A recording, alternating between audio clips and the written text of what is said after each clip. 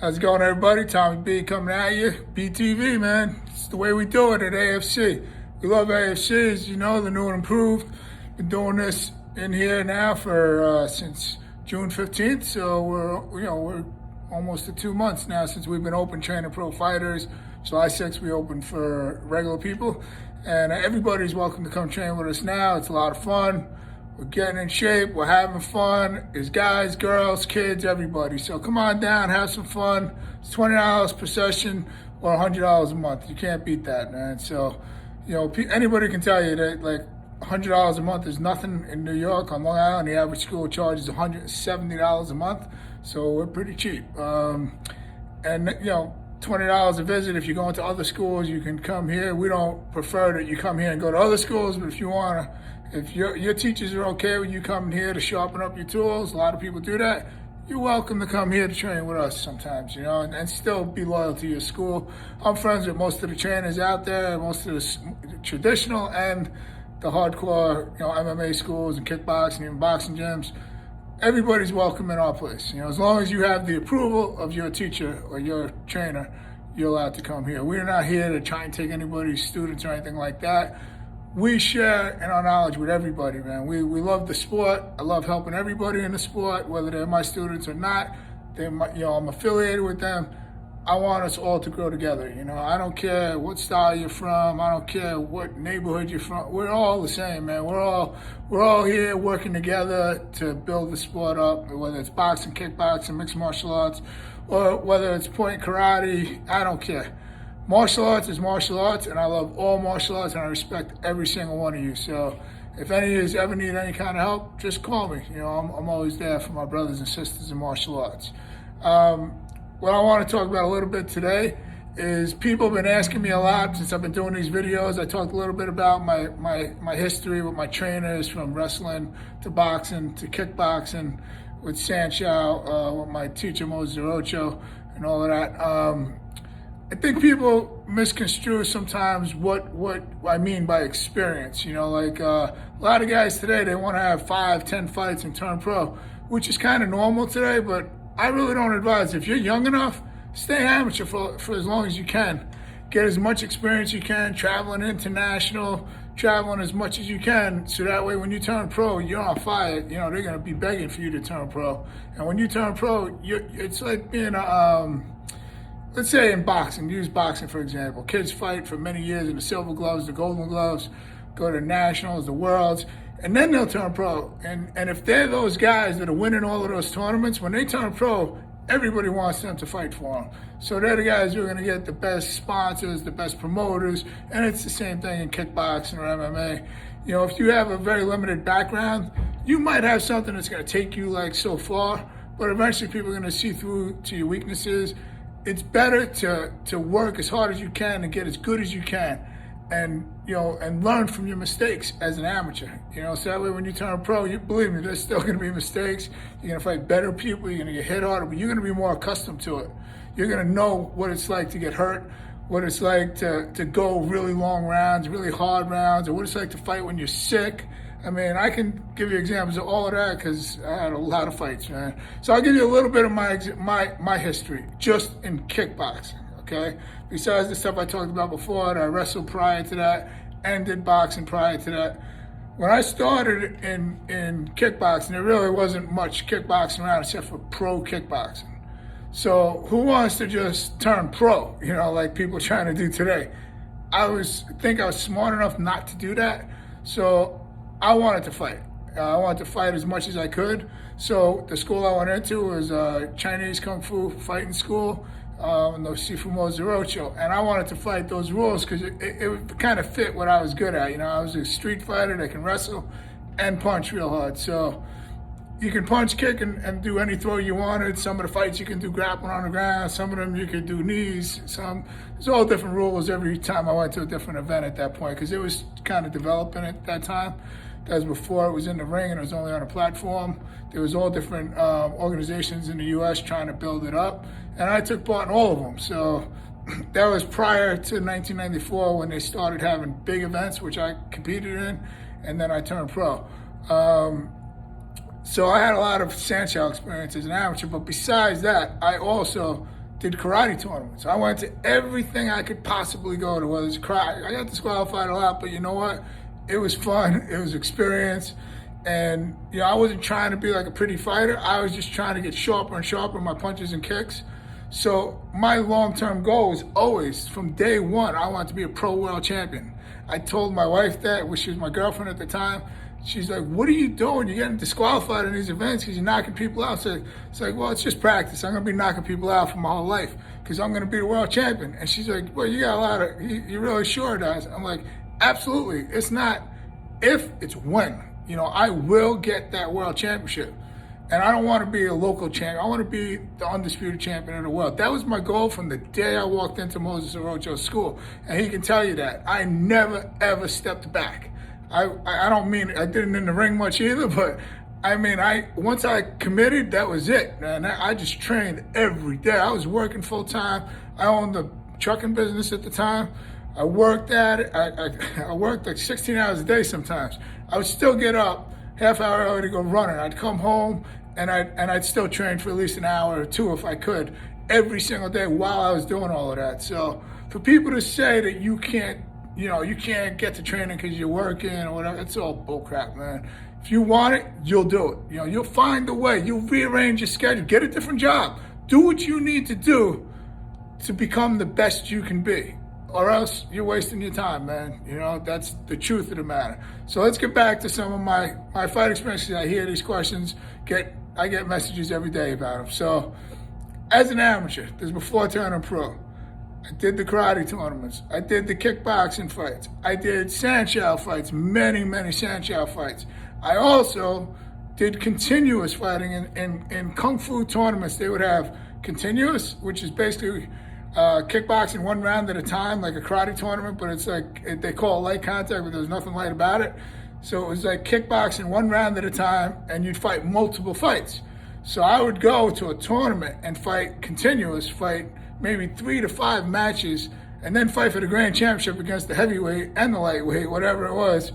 And that's all in one day. And then fight at night in the show in Sanshao. So, and that could be multiple fights as well. So that's just, I could name a bunch of tournaments I did that in. So I did that just in my last summer of fighting Sanshao. I did that in Maryland once, in a whole tournament. I went to Puerto Rico and fought a continuous tournament. I fought like 4 or 5 matches.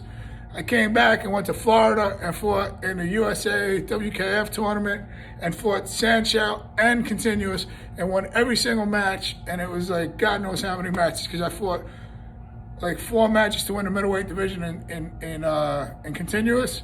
Then I won the grand championship, meaning I had to beat the lightweight and the heavyweight champion. And the night before, I won 2 Sanshao matches, and then I had to fight the next day.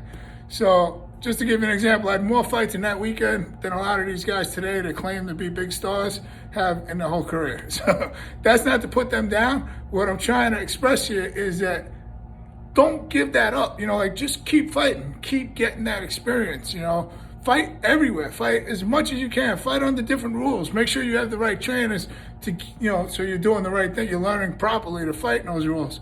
But don't just have 4 or 5 fights and think, oh, I'm going to be the next, the next Jean-Claude Van Damme. I know he's an actor, he's not a fighter, but you know what I'm talking about. You're not going to be the next Don the Dragon Wilson in kickboxing by having a couple of fights and turning pro. That's just not going to happen, okay? Don Wilson had like 90 kickboxing fights. He was an incredible fighter.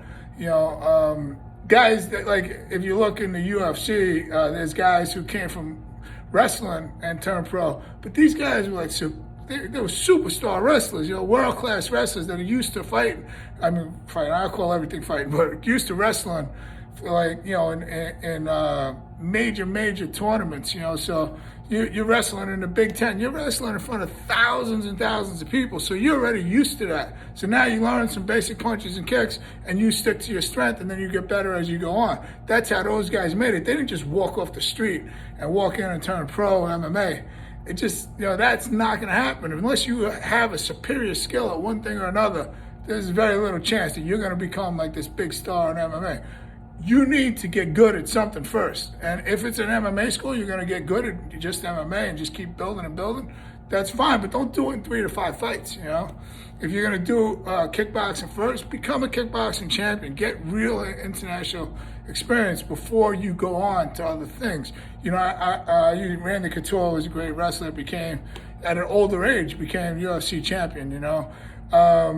Stephen Thompson, you know, I mean, I used to watch this kid kickbox in tournaments as an amateur. This guy, I mean, he beat everybody, knocked everybody out. He turned pro. I worked for the World Combat League and casinos where he was fighting, and you know, this kid was knocking people out for years before he even thought about MMA. And then when he went to MMA, he just kept winning for a while, you know what I mean? But he was already like a legend before he even went into MMA. So don't think you can have a couple of kickbox fights, you're gonna go into MMA and become a big star just like that either. You know, this is a sport that, you know, it's experience that makes you good, you know? And I'll get back to my own stupid experience quick. But, all right, so I did all of that, right? I did the sand show, I did the continuous, I did the kickboxing, I did box and stuff. I did so many different things, you know. That was just as an amateur. It's hard for me to even keep track. I mean, I fought for 4 or 5 years straight and everything, you know, and by the time I turned pro, when I first started, I was like an 8, people used to say. I fought so crazy that I just wanted to kill everybody. It literally took me like 4 years just to calm down. And that's when we decided it was time to turn pro. You know, as a pro, I mean, I fought 20 pro. When I fought TNT Ventura for the World Championship as a pro, that was my 20th pro fight. You know, it wasn't like I had 3 fights. I had that whole amateur background in all different styles. Then I had 20 pro kickboxing fights when I fought for the World Championship. And believe me, I got knocked on my butt that day with a spin. It was an accidental elbow, but it caught me right in the forehead, and I was dropped, lights out. And I got up, the ref didn't see the elbow, and if I didn't get up, I would have lost the fight and probably wouldn't be sitting here talking to you today, because I don't like getting knocked out. So I never been finished on a canvas in my whole career, so I've done pretty good. I call that a lot of luck. But anyway, so that was just that was the beginning of my real notoriety as a pro, was when I won the World Championship. You know, I fought some great guys to get there. I mean, I fought Mike the Sandman Sexton twice. I fought John Kenny once already. I fought Ernie Kitterman. These are some of the best fighters and hardest hitters that were ever in the sport of kickboxing. So I already had those fights prior to winning the World Championship. You know, TNT Ventura, believe me, is no joke. I mean, he's a great, great fighter, had unbelievable speed and power, and he could hit you with a spinning back fist like you wouldn't believe, and you'd be seeing the stars, and you wouldn't even see that thing coming. So, and he had a great spinning back, he had good power in his right hand. I mean, I can't say enough good about Tony Ventura. We became friends, and I coached him in Team USA to Russia. I mean, there's so much I could talk about, but that experience is what you guys need. You know, if you want to be great, I don't mean just make a name, make a little, you know, like a social media page, say, hey, I'm the star, I got this title of Joe Schmo's championships. Doesn't mean anything. And if people aren't talking about you in Japan and Korea and China and Brazil and everywhere else, Mexico, guess what? You're not a real world champion, man. If people don't know who you are and respect you all over the world, you're not a world champion, man. That's a Fugazi title, to use an old Italian saying from the movies, but it was actually really from the old days when I was growing up. All right, so I'm old. Remember, I'm 53 and feeling free and still going strong, man. But keep up the good work. I promise you guys have any questions at all. You want me to? I talked about this stuff today because people have been messaging me and asking me to talk about this stuff. Anything you want me to talk, there's another thing people have been asking me to talk about. Just not sure how to approach it right now. But people have been asking me to talk about my background as a street fighter before, prior to being a martial artist. And maybe we'll talk about it in the future. Let me know. You know, send me a message. Let me know if that's something you're interested in. I got to figure out how to do that without sounding like, you know, like bragging, or because I'm not really proud of those days, but it is what it is. That's how I started. You know, I always loved fighting since I was a small child. You know, and thank God martial arts saved my life, because I was in a lot of trouble prior to starting martial arts. So that's why I'm here every single day, and I'm always working with the next champions, because I want to be there. This is a neighborhood I grew up in since I was like 8 years old. So it's also a neighborhood I kind of terrorized when I was a kid. So I want to give back to that community, and I want to help the next kid to get off the street. Don't put that energy into something positive. Stay off drugs. We talked about that. Don't do drugs. Don't drink to excess. Use that energy you have and just move forward. Like use it to be a positive. Somebody told me recently that people like to get high because they're just trying to like beat down the demons a little bit. I promise you, listen, nobody had more demons than me growing up. If you put this into fighting where it should be, you will be able to become something great. And, going out and getting drunk on the weekends at bars that have been around for 50 years, that doesn't make you special. Any idiot could do that. You're just the next idiot that walked through the door and spent their money in that bar. You're better off taking that energy, putting it in the ring, putting it in the cage, put it into being a positive person, become a teacher, become something positive in your community, and something that eventually your kids can look up to.